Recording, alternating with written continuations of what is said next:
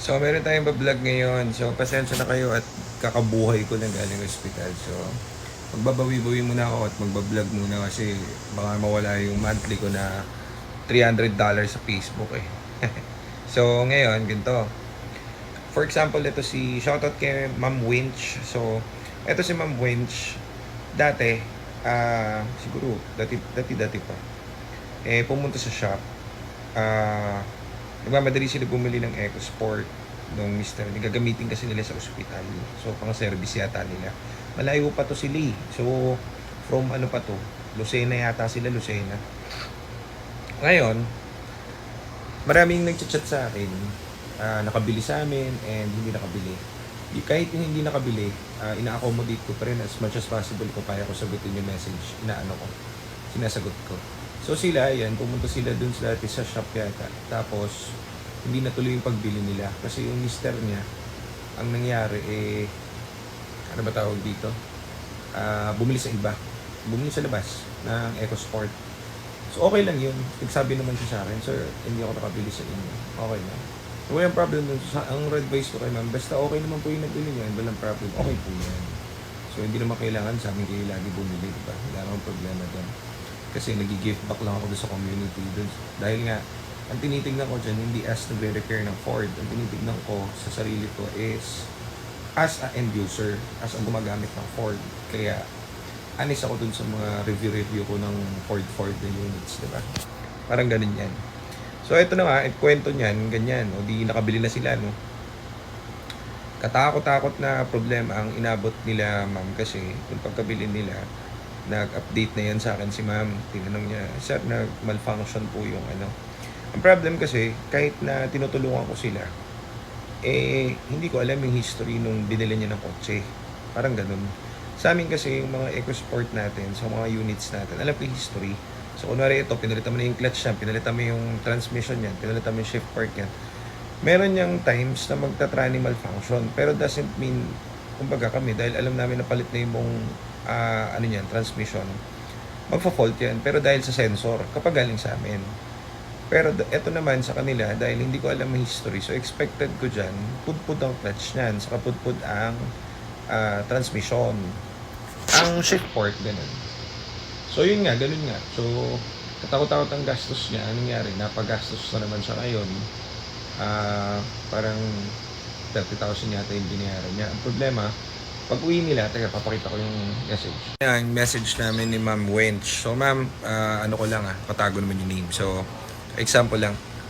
So, ayun na nga, napagastos na siya. Gastos siya ng 35,000. Para mga ganun ginastos niya. So, kakabili niya lang yan. So, gastos na siya. Tapos, ang problema, sira pa rin daw. Remember guys, hindi sa amin nakabili to si Ma'am Wench siya. Tinutulungan ko lang. So, maraming nagme-message kahit hindi sa amin nakabili. I help people na kung ano yung kayang knowledge ng onting brain ko, tinutulungan ko sila. So, yan, hindi ko sinisirain yung mga gumagawa. Nagbibigay lang ako ng ideas sa kanila.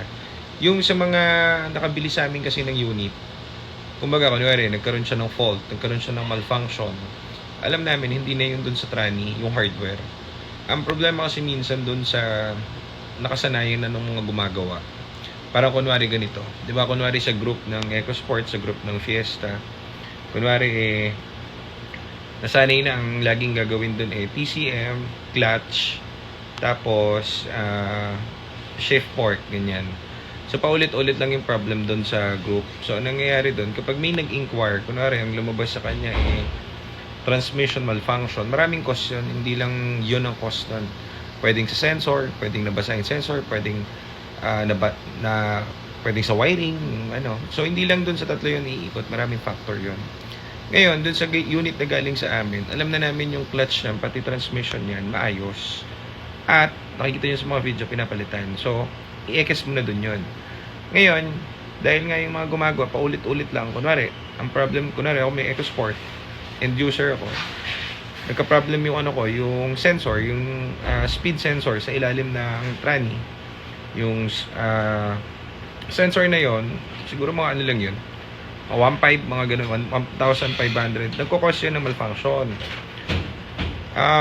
Ngayon, kapag yun, in-inquire mo sa group o in-inquire mo sa mechanic, ang mangyayari, PCM yan, shift fork yan, clutch yan. So, automatic yan, ang quote mo na agad dyan is 70. Parang ganon. Ipe-prepare ka na ng gumagawa. Sa bagay, yung iba naman nga, ganun nga ang laging naging problem. Pero doesn't mean na yun yung mismo problem. Para magsabi yung kachat mo nun, o yung nag-quote sa'yo nun, online, mahirap yon. Pero na lang kung meron kang OBD scan or yung tawag dito, code para ipakita mo doon, 'di ba? So, yung sa amin, yung galing sa shop namin, may nakabili last month, no? Karoon ng tranny malfunction, hanapin namin yung history nun. Palit ng buong shift fork yan, palit ng clutch yan. Iba yung cost nun. Ano magiging cost nun? Yung others, yung katulad ng sensor, maliit na sensor, speed sensor, nabasa. Kasi minsan, yung mga kliyente namin, pinampo 4x4 yan. So, ito naman kay ma'am, ang tingin ko dito, dahil di ko naman alam yung history na kung saan nila binili yung EcoSport nila. Mukhang clutch talaga yan, kasi parang binabado yung clutch niyan eh.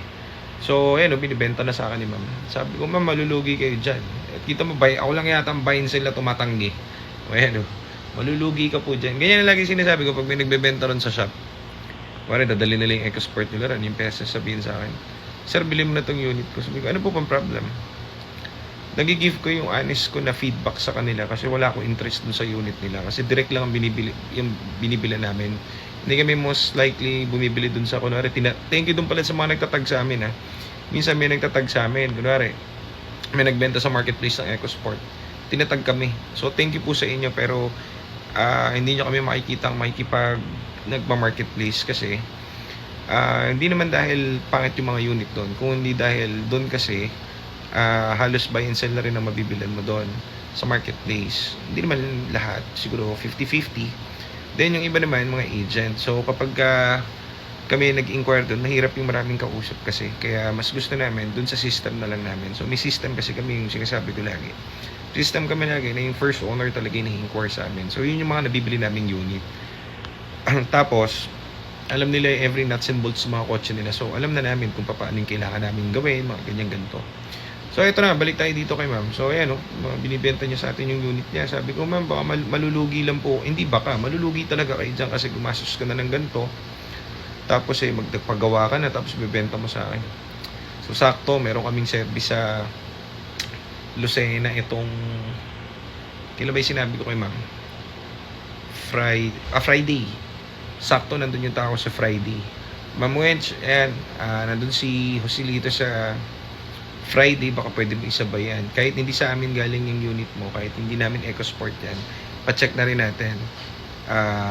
Checkin lang niya, tingnan lang niya yung honest. Kasi, syempre dun sa lugar nila, merong mga mechanics dun na hindi na masyado 40 yung Ford. So at least ma-check natin para matapos. Habang marami pa akong ibang kachat, pati yung mga, syempre yung priority ko yung mga nakabili sa amin unit. Pero meron din kasi sa sobrang dami, minsan boboard ako. Binabasa ko na rin yung iba na nag-i-inquire katulad yan nila ma'am. So, okay lang yan, hindi sila nakabili. Tulungan ko pa rin sila. Ang important doon hindi sila magastusan kasi minsan, yun nga, ang mindset ng mga gumagawa. Pag may nakita silang naka-EcoSport, tapos tinanong mo, merong check engine o anything, sasabihin agad sa'yo, oh, ito yan, quotean mo na, pak.